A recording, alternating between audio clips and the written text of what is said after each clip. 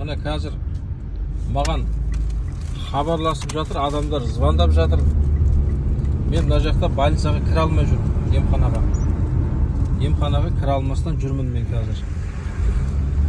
Айналып, жаңа 5 минут деп айтқам, өзім ойлағам, 5 минутта барып, шығарып, өзім жұмыстарыммен кетем деп ойлағам. Сөйтсем, оған 5 минут уақыт кетпейді екен. Айналып жүру керек екен.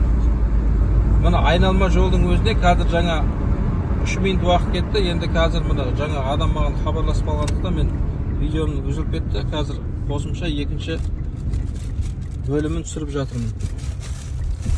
Мына бұлай айналып келеді оған. Тағы да бұлай. Қаншама жерді басып өту керек. Айналып өту үшін. Олар кілт жоқ деді, жаңа өздеріңіз естідіңіздер. Күзетшілер кілт жоқ деді. Екінші жағына барасын деді, начальник охрананың атын айтасын деді, Бақытжан деп. Сол жерден кіргізіп жібереді деді.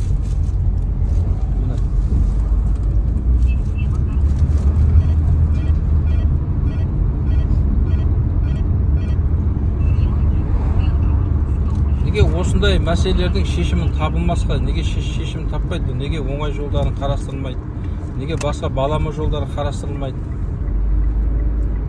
Мына номер 2 аурухананың екінші есігіне айналып келдік. Мына номер 2 аурухана. Мына номер 2 аурухана. Мына қазір есігінен кіреміз. Мына жерде автокөліктер тұр, мына жерде. Бірақ бұл жерден кіре береді екен, мына. Мына жерден кіре береді екен. Мына жерде қаншама мына автокөліктерден, автотұрақтардан, мына жақта бір автотұрақ істеп қойыпты. Енді қараңыздар, мен мына жерге шлагбаум қойып қойған, шлагбаум. Бұл жерден номер 2 қалалық аурухананың жаңа перзентхана бөліміне кіріп шығуымыз керек. Ассалаумағалейкум. Жаңа Бақытжан начальник охрана деген кісі сізге хабарласты ма? Жоқ. Бақытжан деген начальник охрана, есіміңіз кім болады аға? Қапиз. Қапиз, аудио-видео жүргізіліп жатыр, ескертіп қойын.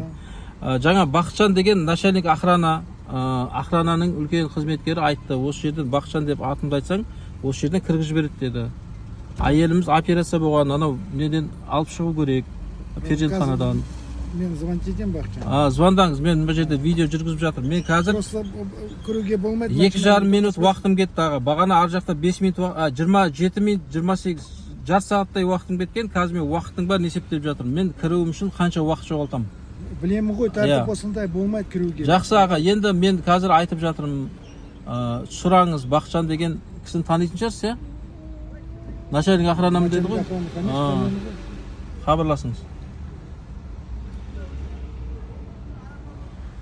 Мына жерде бір Nexia автокөлігі тұр. Ол неге тұрғанын білмеймін бірақ. Жүре алмайды. Науқасты. Бақытжан, ассалаумағалейкум. Bir машина келіп тұр, сіз рұқсат бердіңіз ба кіруге роддомға? Кіріп беріңіз. Енді мына хабарласты, айтты, рұқсат деді, мына енді кіріп жатырмыз. Қазір 3 минут, 3,5 минут, 5 минут, ар жақта 2,5 минут қосқан кезде бір 6-7 минут уақытымыз кетті. Мына жақпен айналып келе жатырық. Мына жерден бұлай айналып келеміз. Мына жердің жолы өте тар, мына. Больницаның іші дейді, бірақ жолдар өте тар. Арқамыздан машина сигнал беріп жатыр. Мына.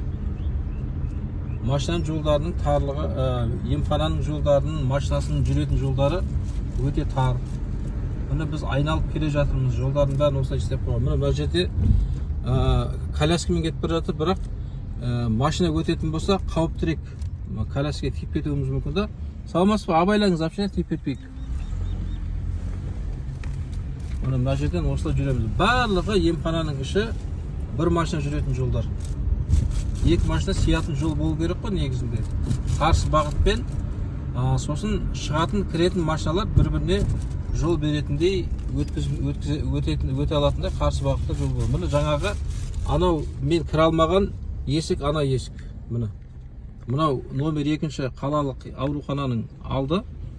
Мынау оның автотұрағы. Автотұрақта ешқандай автокөлік жоқ міне. Бұл жерге автокөлікті қоямыз енді. Ал түсе беріңіздер.